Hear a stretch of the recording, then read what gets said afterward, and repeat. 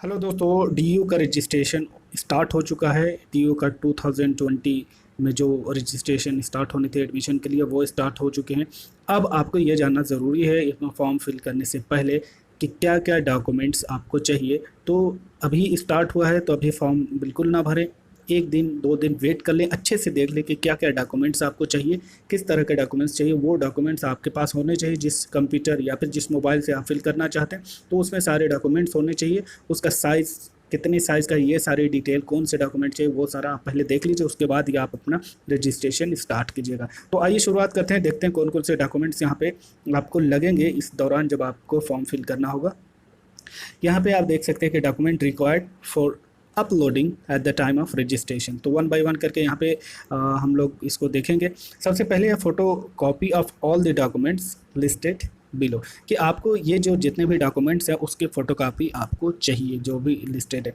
Number एक है on the, और उसके बाद क्या होगा, on the photocopy of each documents the applicant must sign and write self attested. तो जो भी डॉक्यूमेंट्स होंगे, पहले तो उन डॉक्यूमेंट्स जो नीचे दिए गए हैं उनके आपके पास फोटोकॉपी होने चाहिए। फोटोकॉपी के साथ उस पर सेल्फ अटेस्टेड होना चाहिए, साइन भी होना चाहिए, और उसके बाद लिखा हुआ होना चाहिए। उस पर आपको लिखना है कि सेल्फ अटेस्टेड, उस पर लिख करके नीचे साइन कर देना है।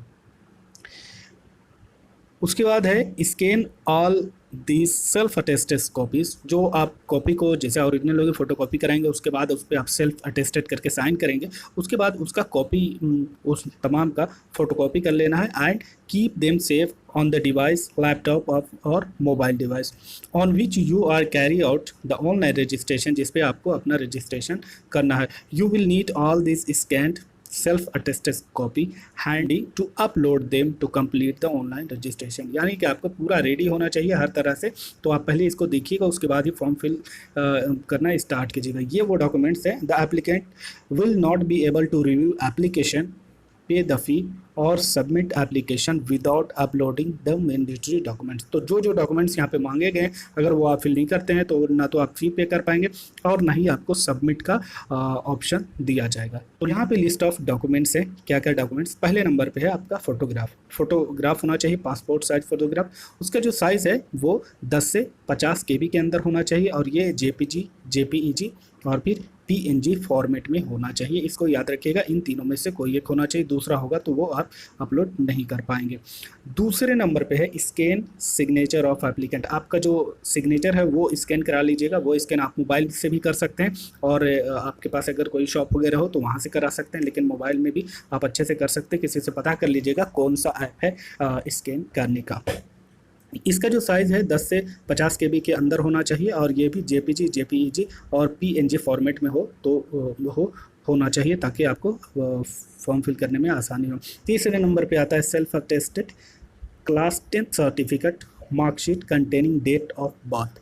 ये जो 10th की मार्कशीट है वो होनी चाहिए, और उसके ऊपर डेट ऑफ बर्थ लिखा होना चाहिए। इसका साइज़ है 100 से 500 केबी में। ये भी जेपीजी, जेपीईजी, पीएनजी फॉर्मेट, सारे डॉक्यूमेंट्स इसी फॉर्मेट में रहेंगे। तो आप सबके आगे लिखा हुआ वो मैं छोड़ देता हूँ, इसका साइज़ बता दूंगा कौन कौन से। फोर्थ नंबर पे है self attested class 12th marksheet. If result, marksheet चाहिए 12th का। If result have been announced, अगर रिजल्ट अनाउंस हो गया है तो इसकी मार्कशीट आपको देनी होगी। अगर अनाउंस नहीं हुआ है जिन लोगों का, तो उनको क्या करना है, in case the marksheet has not been issued by the board, a self-attested copy of a mark sheet downloaded from the respective board website should be uploaded। तो अगर आपका अनाउंस नहीं हुआ है तो जिस बोर्ड का भी आप है तो उस बोर्ड से आप वहाँ से डाउनलोड करें। डाउनलोड करने के बाद उस पर सेल्फ अटेस्टेड करके आप अपना काम चला सकते हैं। एडमिशन के वक्त आपको ये ओरिजिनल फॉर्म देना होगा। इसका भी साइज है 100 से 500 केबी के बीच में। जेपीजी और पीएनजी फॉर्मेट में ये भी चाहिए।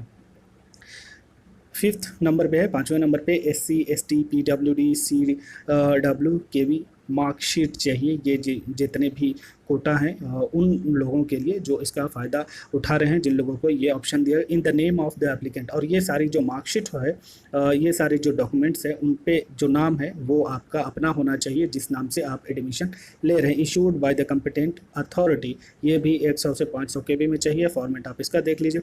इसके अलावा OBC सर्टिफिकेट, जो लोग OBC सर्टिफिकेट से एडमिशन लेना चाहते हैं तो OBC non creamy layer certificate in the name of applicant. तो आपका अपना नाम होना चाहिए इशूड ऑन और आफ्टर, ये डेट है मार्च 31 2020 की डेट हो या फिर उसके बाद की डेट हो तो ही ये उसके लिए एप्लीकेबल होगी। The OBC caste must be included central list by the government of India, और जो कास्ट है ओबीसी की वो सेंट्रल लिस्ट जो है गवर्नमेंट की उसमें होनी चाहिए, तभी ये माना जाएगा। उसके लिए ये वेबसाइट का लिंक है, आप इस पर क्लिक करके जा सकते हैं कि आपकी कास्ट उसमें है या नहीं। अगर है तो आप इसके लिए एलिजिबल हैं। ये 100 से 500 के बीच में इसका केबी होगा, साइज़ होगा, और फॉर्मेट जेपीजी और पीएनजी। इसके बाद ईडब्ल्यूएस सर्टिफिकेट जो है वो भी by SDM certifying that applicant can claim reservation under this category dated March 31 2020 और लेटर। तो 2020 तो 31 मार्च से इसकी डेट स्टार्ट होती है और उसके बाद ये हो तो ही वो उसके लिए एप्लीकेबल है, जो लोग ईडब्ल्यूएस सर्टिफिकेट अपने एडमिशन के लिए लगाना चाह रहे हैं। इसके अलावा self attested copies of sports and ECA certificate, इसकी जो साइज़ है वो भी 100 से 500 के बीच में होनी चाहिए। JPG if applying under this category, अगर आप इस कैटेगरी स्पोर्ट कैटेगरी में अप्लाई कर रहे हैं तो, वरना आपके लिए ये ज़रूरी नहीं है। जो मार्कशीट है 10वें नंबर पे, self attested copies of medical certificate from government hospital, primary health centre, highest sport achievement certificate along with supporting certificate it applying for BSc in physical education, health education and sport। अगर आप physical education, health education and sport के लिए आप apply कर रहे हैं तो ये सारे जो डॉक्यूमेंट्स हैं उसका गवर्नमेंट की तरफ से साइन होकर वो आपको अटेस्टेड कॉपी आपके पास होनी चाहिए।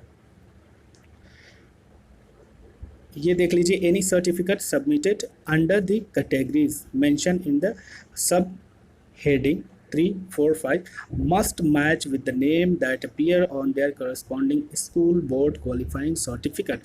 तो ये तो क्लियर बात है कि जो इसके लिए भी आप अप्लाई कर रहे हैं तो सर्टिफिकेट पे या फिर आपके 12th के और 10th के जो मार्कशीट है उस पे आपका वही नाम होना चाहिए, सब सारे नाम सेम होने चाहिए। इसके अलावा जो दूसरी सर्टिफिकेट, कास्ट सर्टिफिकेट या फिर आप स्पोर्ट के लिए लगा रहे हैं तो वो सारी सेम होनी चाहिए। Similar their parents name must match in the both sets of certificate, तो आपका जो पेरेंट्स का नेम है वो भी पूरी तरह से मैच होना चाहिए। तो इसका ध्यान लीजिए, अगर किसी का नहीं है इस तरह का तो आप उसमें कुछ चेंजिंग वगैरह करा सकते हैं।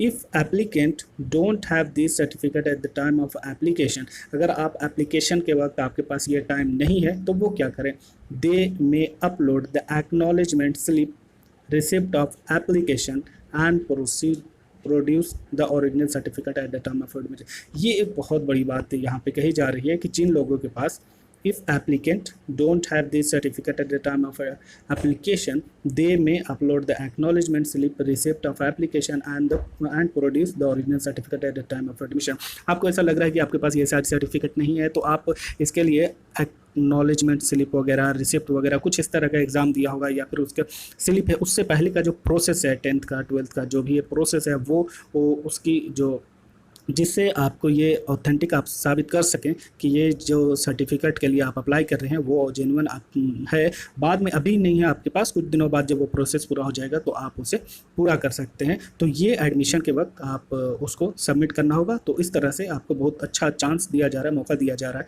कि आपके पास नहीं है तो भी आप अपना फॉर्म भर सकते हैं। इसके लिए आप किसी स्टूडेंट इसी तरह से अपने फॉर्म को फिल करने से ना रह जाए, इसके लिए ये ऑप्शन दिया गया है।